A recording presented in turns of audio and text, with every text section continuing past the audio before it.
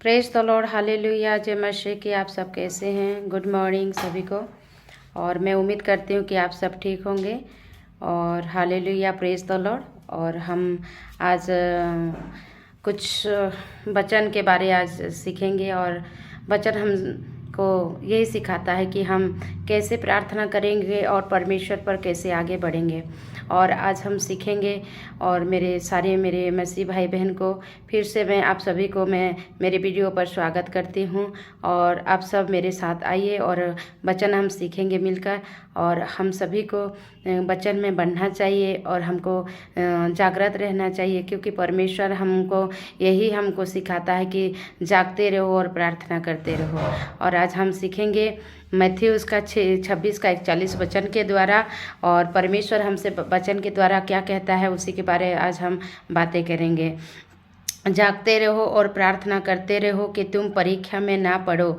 आत्मा तो तैयार है परंतु शरीर दुर्बल है। आज हम परमेश्वर हमसे यही बात करना चाहते हैं कि हम जागते रहना चाहिए और जागते रहकर हमको प्रार्थना करना चाहिए, क्योंकि हम अगर जागेंगे तब जाके हमारा जीवन क्या होगा, उजाला होगा। क्योंकि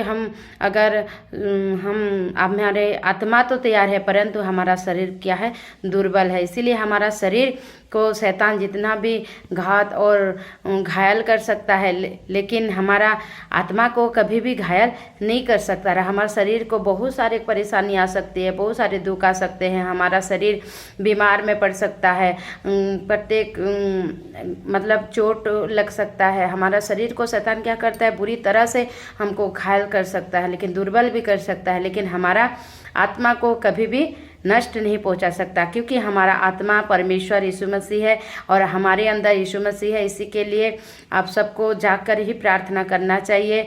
और मेरे सारे भाई बहन को मैं धन्यवाद देती हूँ।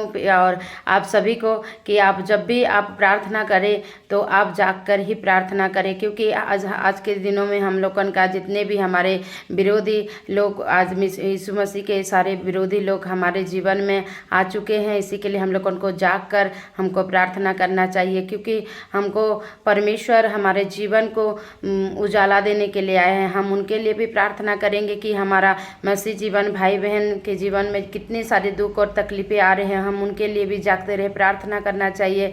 और हमारी आत्मा को हमको और तैयार करना चाहिए, क्योंकि हमारी आत्मा के बिना हम कुछ भी नहीं है। क्योंकि जब हम प्रार्थना करते हैं, बाइबल पढ़ते हैं, तो अब बहुत जनों को नींद आ जाता है और मतलब नींद भी आता है और प्रार्थना करने के लिए मन भी नहीं लगता। उसका एक ही कारण है, हम लोग जब भी प्रार्थना करें तो खाली पेट में उपवास प्रार्थना के साथ हम प्रार्थना करें। क्योंकि हम जब खा लेते हैं तो हम सभी को नींद भी आता है। हम लोग को सोचते हैं कि अगर नींद आ जाता है तो हमारे शरीर में कोई बहुत सारे लोग बोलते हैं कि बाइबल पढ़ने से नींद लगता है, या मतलब प्रार्थना मन नहीं लगता है तो बोलते हैं कि मेरे शरीर में दुष्ट आत्मा है। ऐसा कुछ नहीं, कि ऐसा भी होता है। और लेकिन हम ज़्यादा खाना खाने के बाद भी हम लोग पढ़ने बैठते हैं बाइबल, या मतलब प्रार्थना करने बैठते हैं तो नींद लगता है। इसी के लिए हमको खाने के बाद हमको ये सब नहीं करना चाहिए।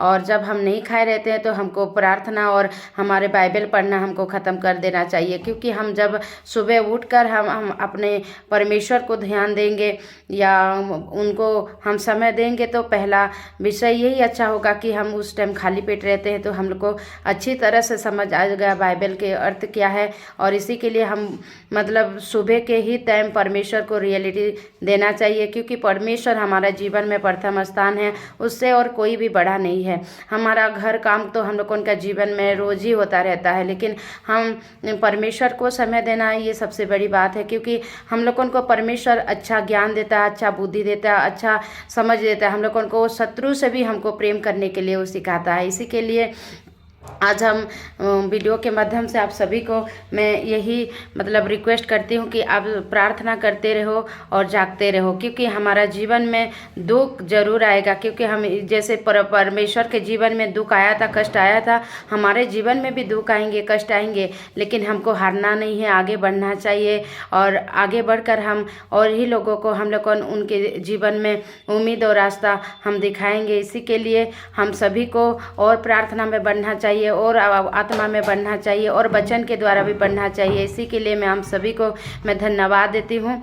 और मेरे वीडियो मेरे सारे भाई बहन आप सभी देख रहे हैं और मेरे को प्यार दे रहे हैं, इसीलिए आप सभी को मैं धन्यवाद देती हूँ। और आगे भी आप प्यार देते रहिए और मेरे यूट्यूब चैनल को आप आगे लेते चाहिए, क्योंकि मैं कोई ऐसा ख़राब चीज़ आप लोगों को वीडियो के माध्यम से नहीं मैसेज दे रही हूँ, मैं अच्छा ही चीज़ मैसेज दे रही हूँ। लोग तो कितने गंदे गंदे चीज़ को वो आगे में मतलब वीडियो में अपडेट कर रहे हैं, लेकिन उनको वो मतलब उनको इतना प्यार दे रहे हैं। हम लोगों ने ऐसे चीज़ को देते हैं, तो आप सभी को हम लोगों को फॉलो कीजिए और मेरे यूट्यूब चैनल को आप अपने जीवन में महत्व दीजिए, क्योंकि मैं आपको सभी को अच्छा ही मैसेज दे रही हूँ। और इसी के लिए मैं आप सभी को मैं धन्यवाद देती हूँ। और मेरे यूट्यूब चैनल को आप जल्दी से जल्दी शेयर कीजिए और लाइक कीजिए और सब्सक्राइबर कीजिए। Thank you so much.